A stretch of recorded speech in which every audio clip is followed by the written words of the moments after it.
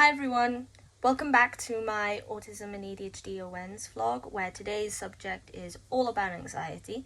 But before we get stuck in, I just want to mention, follow me on TikTok for more content, subscribe to my YouTube channel, leave a like, a comment, and if there's any questions about anything that I've said, then, please make a mention of that in the comments as well. And I will warn, I know my videos are a bit randomized, but that's just because I'm feeling the platform out and I like a lot of things and I'm a little indecisive about what to do.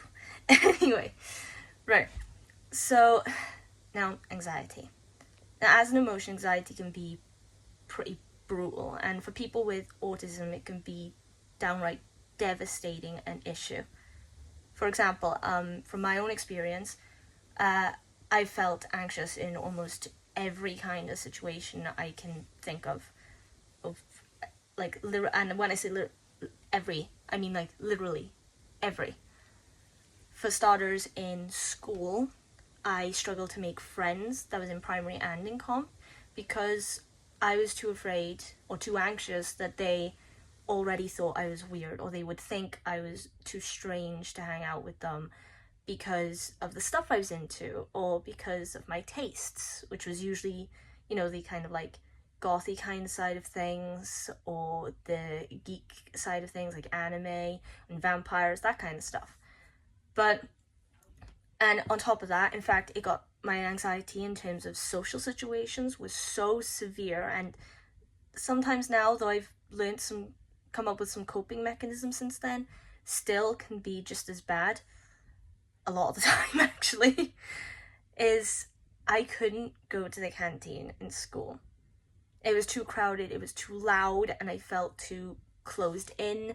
So instead, I'd end up every lunch, every break, I wouldn't eat, I wouldn't drink anything, and by the time I got home, I'd be starving and nagging my mother for food. Not an ideal situation. Eventually, I did overcome that, but it took ages, and it was mostly me like forcing myself to take literally one step towards the canteen. Then the next day, another step towards the canteen, then a little closer until I was at the window, and even the dinner ladies waving at me. And then eventually, it did get in there, and it took me a while again to actually manage to stay in the queue till I got to the end. But when I did, the first thing the dinner lady said to me was, "Jess, well done." And I just gave her a smile because, to be honest, I was chuffed with myself. Right. Now, there are also physical reactions they may notice with people with autism and anxiety. For instance, there's shortness of breath, feeling sweaty, you become highly irritated, so you might be shaking or trembling. I know with me, though, when it gets really bad, that's what I tend to do. I get really warm, I get really panicked, almost like hyperventilating, and I get really, really fidgety. I don't know what to do. That's the ultimate premise of it. I don't know what to do, and it freaks me out. Like, and in fact, with me, my anxiety more often than not flares up when I feel like people aren't understanding me, aren't understanding what I'm trying to say. And then the more anxious I get, the more jumbled my words become, or I say a word that isn't exactly what I want to say to explain what I'm feeling, what I'm thinking, what I'm trying to talk about, and sorry. And when that happens, it just gets worse and worse and worse, progressively worse, till I start giving up. And once I give up on that whole conversation, then I'll just end up ditching, running, and I just need to leave the room. I need to go anywhere, absolutely anywhere that isn't there. And it's no one else's fault. It's just, it's hard for people to understand other people. That's in general. And it's hard to remember that you can't expect people to understand you straight from the get-go.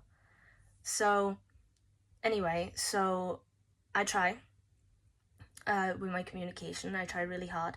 I try to pick up on things that people like. When I'm anxious about talking to someone or getting to know a new person, I try to find an individual aspect of them to focus on. Something like, do they have a cool tattoo, or is their hair like different colors, or I don't know, maybe their makeup is cool, their shirt is cool, just something that I genuinely like about their appearance. And luckily I like a lot of things, so there's usually something. I know even if I don't like something about their appearance, I won't say it because that's rude, but I will pull something and I will just comment on it. You know, like a pleasant comment, be like, cool tattooed, my dude. Yeah, oh, I love your skirt, I love your shirt. Something like that. Because the way I figure out, people like talking about themselves. I mean, it's natural. So the second they like talking about themselves and talking about, you know, something that I've said is cool about them, they become relaxed. And when they become relaxed, I become relaxed. And it's kind of like a chain event.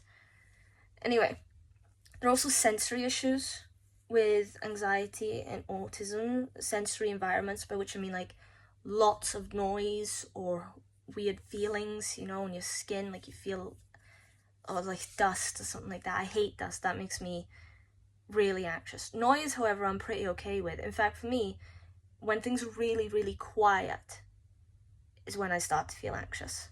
I like it better when there's lots of noise. I like metal music, I like rock and roll, I like all sorts of music, but those are my favourite genres. And at venues where it's being played or in the house with my earphones on, I feel good. That's a good coping mechanism, actually. When I feel anxious, I put my earphones on, I play the songs, just hit shuffle, doesn't matter what it is, and just let them play for a couple minutes, and I feel great by the end of it. Anyway, so yeah, that's all that comes to mind for the starters, you know, but there's a lot more. It's a big issue. There is a hell of a lot to say about it, and I doubt I can explain everything in terms of my experience or in terms of symptoms or relation to other people that I've met with autism and anxiety in a couple minutes. You know, it's unrealistic, but